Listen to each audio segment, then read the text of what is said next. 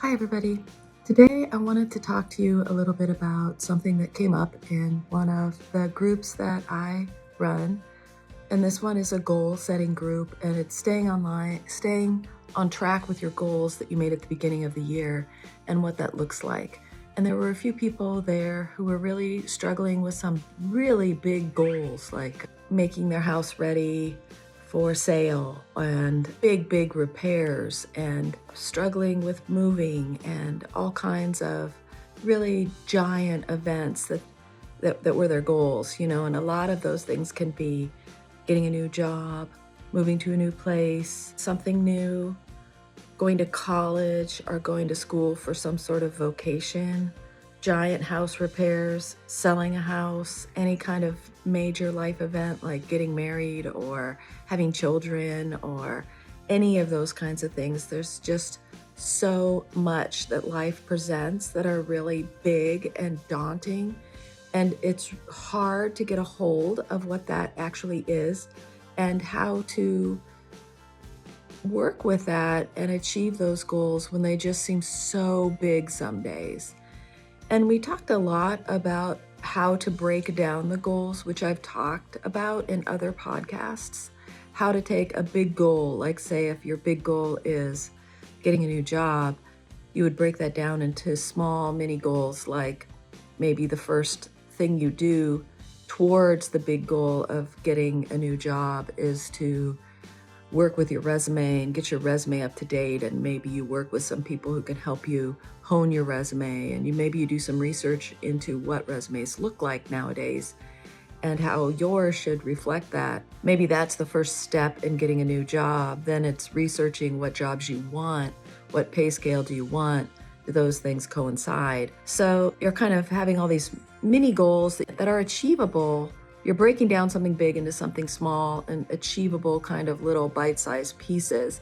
And then you're celebrating when you have achieved that goal.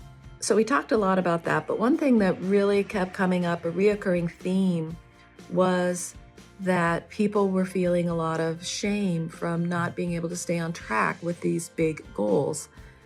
And they were feeling a lot of guilt about not being able to do things, and that guilt had worn into this overall feeling of shame. So I did a podcast on shame as well, and I'll probably do a updated version on it in the near future. But shame is when you take something you would normally feel guilty about maybe, and you internalize it into, this is how I see myself, is this thing. And so when life brings up a event that would trigger that, you feel that shame, like I'm not enough, I'm not smart, I don't know how to do this, I never follow through with things, I never achieve things, I'm a loser, I'm dumb, all those kinds of self-defining beliefs about yourself can be coming from feelings of shame. Something happened along the way that you really just internalized, instead of guilt, which is when you feel bad that you've done something and you feel like you need to do something about it. And so you either act on it and you do something about it, and then it's resolved and it doesn't become something you put inside yourself. Or you feel guilty about something and then whatever it is blows over and you move on with your life. So guilt is something we all feel. And shame, I think, too, everyone feels. You're a human being. Those things are going to come up, and you are going to internalize some of your own guilt for multiple reasons. So that kept coming up, and we were talking about how to work with your own shame around not achieving goals and what to do about that. And one of the things I think that it's important to realize when you have any goals at all is that goals are not set in stone, especially long-term goals. Like going to college, for example, a lot can happen in 4 years or 5 years. A lot can happen.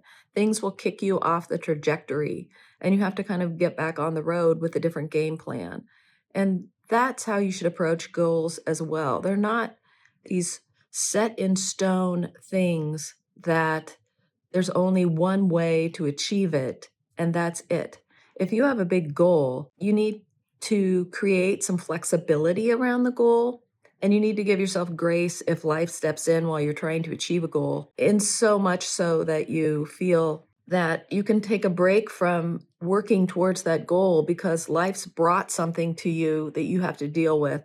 You have to put that first for a little while. And then you go back to the goal and you have some grace with yourself about the fact that life stepped in and you had something to do. And so you worked with that and you worked through that, and now you're back at the goal and your timeline's changed. That happens because you're living life, and life happens whether you're trying to achieve a goal or not. So to realize that goals have a certain amount of flexibility, you might achieve the goal in the time span you're hoping, or you might have to put it off for a little while and readjust a timeline, or you might find when you're working on a goal that it wasn't actually the goal you wanted at all. You were doing the goal for either maybe an expectation of another person, maybe you misinterpreted what you really wanted. I gave the example in the group of I used to have these goals of getting new jobs all the time because I was searching for a job that I could have happiness in. And I realized that my career trajectory wasn't even anything that I wanted, but it was more so an expectation of others. And so, even though I was successfully able to get jobs, I was working with a goal that wasn't even mine. And secondly, the actual goal was happiness at work, not getting a new job. It was happiness at work.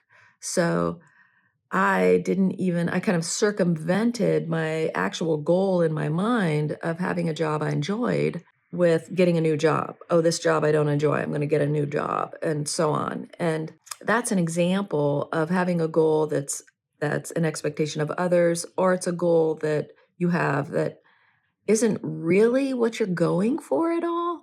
So it's important to kind of understand, why do you have this goal? Is this goal for you? Is this goal for someone else? If the goal is for somebody else, is that okay?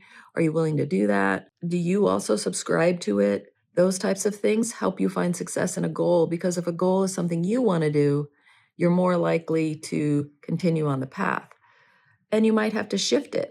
Like, instead of my goal being about getting another job, my goal was really about finding happiness at work. So that took a shift to achieve that goal. And that's important. Your goals are not set in stone. You don't carve it into a stone tablet. You have to do that or nothing else. You can shift them, mold them, change them, redevelop them, create new timelines, and all of that.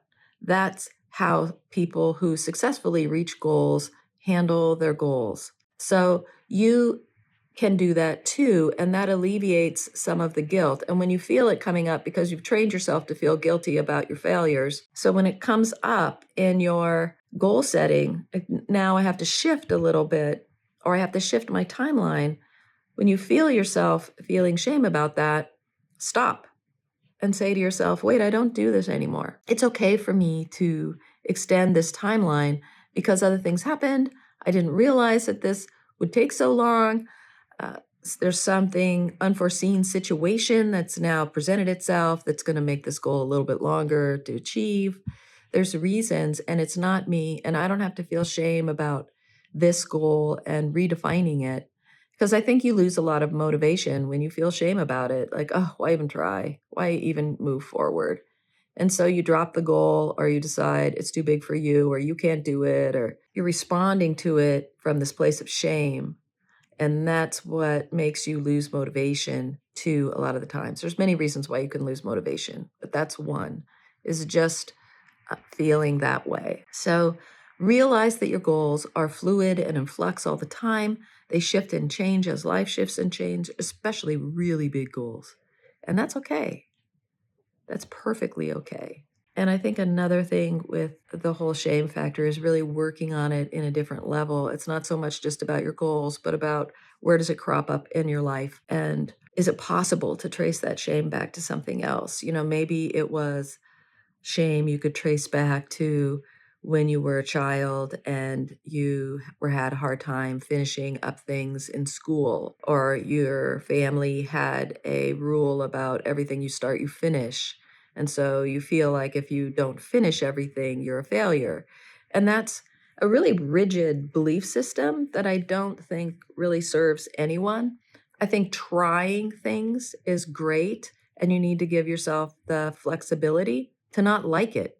You tried it, maybe you didn't like it. You tried Little League and you realized you don't like a lot of things about Little League and you want to quit. It should be okay to do that if the reasoning is a genuine dislike or it's not enjoyable, because playing sports with others is ultimately to be enjoyed.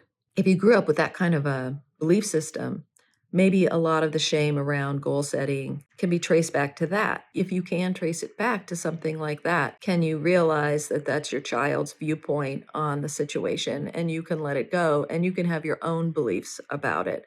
You can try things, and if you don't like them, you can let them go. That's perfectly fine and a very healthy way to approach it. And it's really beneficial if you look at other parts of your life where this same feeling of shame or uneasiness is coming in when you're working with your goals, and what the correlations are between those two things. And to just let shame down by the roadside, let it stay down there, put it down, take it out of your backpack, put it on the ground every time you're working with a goal and it crops up, because shame will just stop you from achieving the goal. If you're feeling shame about something, what is it? Is it because you're not talking to certain people about your goal? Then go talk to the certain people about your goal. Goal setting is really about stepping out of your comfort zone a little bit. And a lot of us, shame is our comfort zone. And so we kind of find ourselves being pulled back in there. We can't be successful at this goal because we live in the house of shame. And living there requires that we don't achieve the goal. And realizing that can be really, really profoundly important in so many parts of your life. But for goal setting, it's really the roadblock for a lot of people.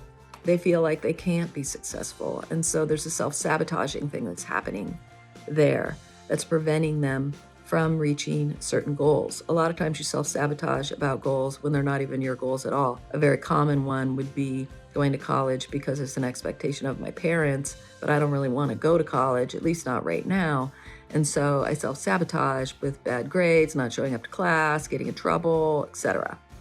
So those are some things I really wanted to bring up, because since I did this group this month, it meets every month, I really thought, wow, there's so much here that we didn't really get to in the group, but that I think is so very, very common with everyone.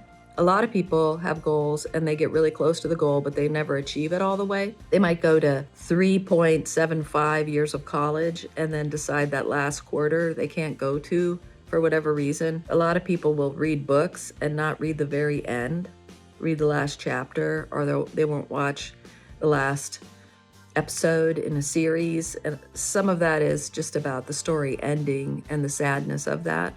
But it can also be about this self-fulfilling prophecy you have where you never finish anything. So some self-reflecting there on, why are you having these feelings? What are they about?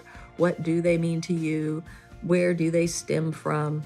Can really help you be more successful in your goal setting, and also realizing, is this goal for you or for someone else? And are you willing to work with the goal if it's not yours, or is it something you need to let go of?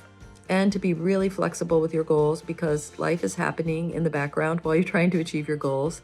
And you do have to shift and adjust as things change, as you get a new perspective. Part of almost every single goal is researching. And in the process of researching, that's always like the first part of the goal. If you're doing a goal pyramid or a goal, breaking a big goal down into mini goals, always, almost every time, research is part of your goal trajectory or timeline or mini goals that you're working with. And in doing the research, you can often find that you need to take a new path or a new perspective, because now you know more.